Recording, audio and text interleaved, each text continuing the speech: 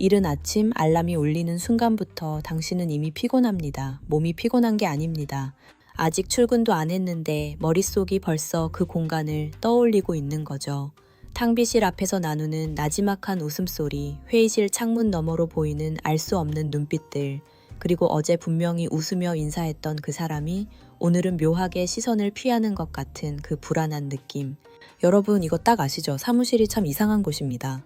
분명히 일하러 가는 곳인데 우리를 가장 지치게 하는 건 업무가 아닙니다. 밤새 머릿속을 맴도는 건 마감 보고서가 아니라 점심자리에서 오간 그 한마디, 단체 채팅방에 올라온 애매한 이모지 하나, 그리고 내가 없었을 때 무슨 말이 오갔을지 모른다는 그 찜찜함입니다. 파벌, 뒷담화, 줄 세우기, 직장 생활 좀 해보신 분이라면 이 세 단어만 들어도 가슴 한쪽이 서늘해지실 겁니다. 그런데 말이죠. 여러분 주변에 이런 사람 꼭 한 명씩 있지 않으셨나요? 파벌 싸움이 최고조로 달아오른 살벌한 사무실에서 혼자 유유히 제 길을 걷는 사람. 어느 쪽 편도 아닌 것 같은데 어느 쪽에서도 미움을 받지 않는 사람.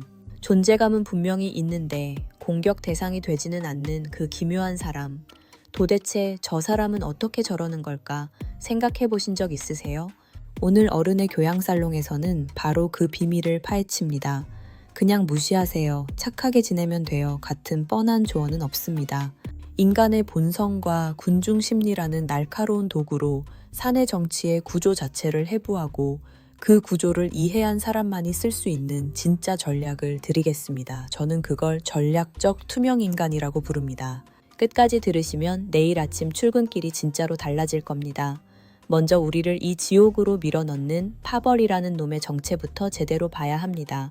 왜 사람들은 모이기만 하면 편을 가르는 걸까요? 그 사람들의 인성이 나빠서가 아닙니다. 인류의 뇌 안에 수십만 년 전에 새겨진 생존 회로가 아직도 돌아가고 있기 때문입니다. 20만 년 전 아프리카 사바나를 상상해 보세요.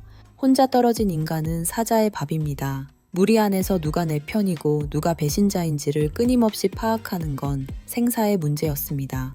진화 심리학자들은 뒷담화가 원시시대의 집단 생존 정보 시스템이었다고 말합니다. 저 녀석은 사냥할 때 꾀를 부려, 저 사람은 식량을 몰래 숨겨둬 같은 정보 공유가 무리 전체의 생존을 결정했으니까요.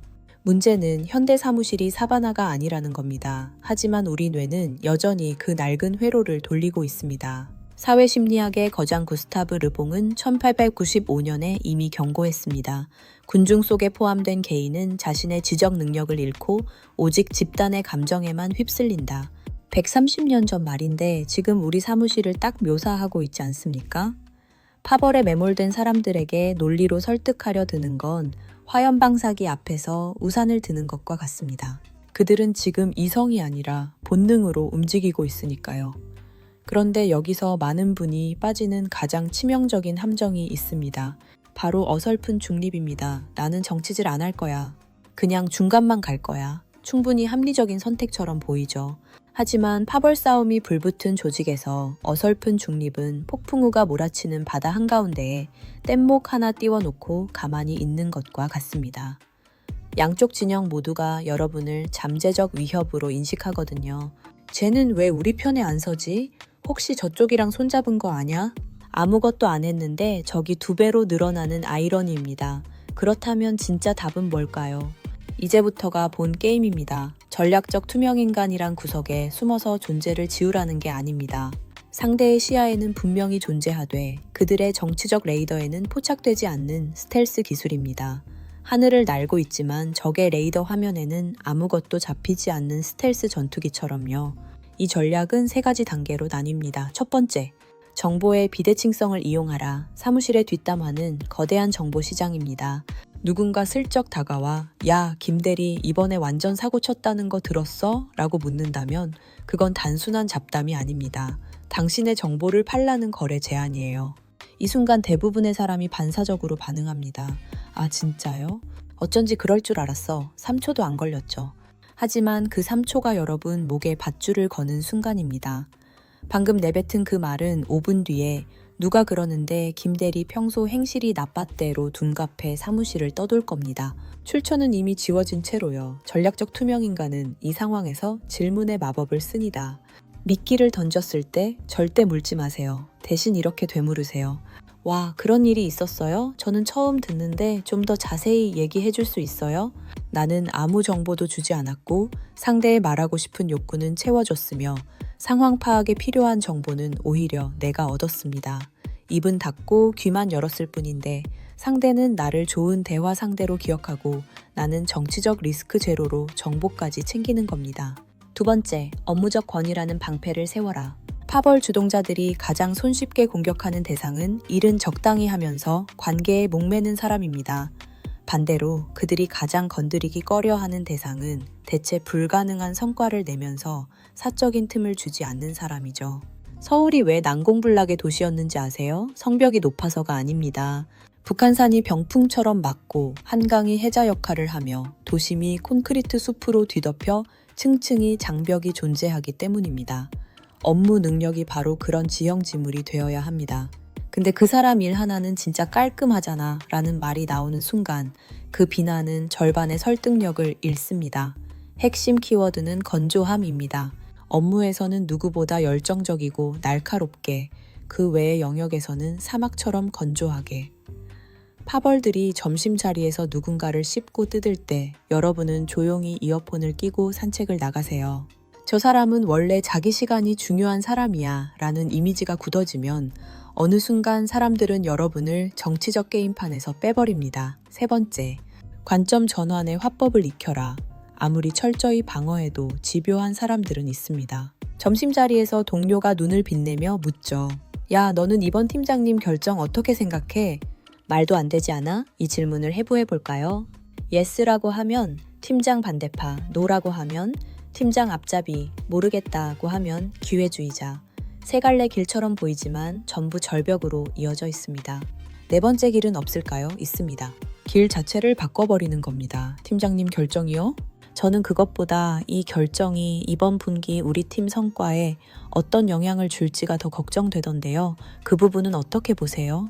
대화의 중심을 사람의 옳고 그름에서 업무의 현실적 영향력으로 완전히 비틀어버린 겁니다. 상대는 잠깐 멈칫하고 여러분은 자연스럽게 논쟁의 중심에서 비켜서게 됩니다.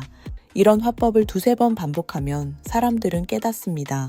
이 사람한테 그런 거 물어봐도 재미없다. 네, 바로 그겁니다. 재미없는 사람이 되는 것, 이게 전략의 핵심입니다. 포식자는 맛없어 보이는 먹잇감에 에너지를 낭비하지 않으니까요. 이 세 가지를 완벽히 수행하더라도 예상치 못한 공격이 날아올 수 있습니다. 내가 없는 자리에서 만들어진 근거 없는 루머입니다. 억울하고 분해서 당장 달려가 해명하고 싶죠. 하지만 이건 최악의 선택입니다. 군중심리의 파도는 감정을 먹고 자랍니다. 흥분해서 해명하러 다닐수록 사람들은 그걸 구경거리로 소비하며 루머에 살을 붙입니다. 역시 찔리니까 저렇게 반응하는 거 아냐? 라는 해석까지 덧붙여지면서요. 이럴 때 필요한 건 딱 두 가지입니다. 시간의 힘과 기록의 습관. 루머는 증거가 없기 때문에 시간이 지나면 반드시 힘을 잃습니다. 그 시간 동안 이메일, 메신저 내역, 회의록 등 모든 업무적 소통을 기록으로 쌓아두세요. 차갑게 미소 지으세요. 결정적인 순간에 조용히 꺼내드는 팩트 한 줄은 수백 마디의 뒷담화보다 강력합니다. 이제 정리해 보겠습니다. 파벌과 뒷담화는 나쁜 사람들이 만들어낸 게 아닙니다. 수십만 년 된 우리 뇌의 생존 본능이 만들어낸 구조입니다. 어설픈 중립이 오히려 가장 위험한 포지션이라는 것도 오늘 확인했습니다. 우리는 세 가지 전략을 익혔습니다. 정보는 주지 않고 받기만 하는 질문의 마법, 대체 불가능한 업무 능력이라는 방패, 그리고 논의의 축을 비틀어버리는 관점 전환의 화법. 이 세 가지를 조용히 꾸준히 실천하는 사람이 바로 전략적 투명 인간입니다. 한 가지만 더 기억해 주세요.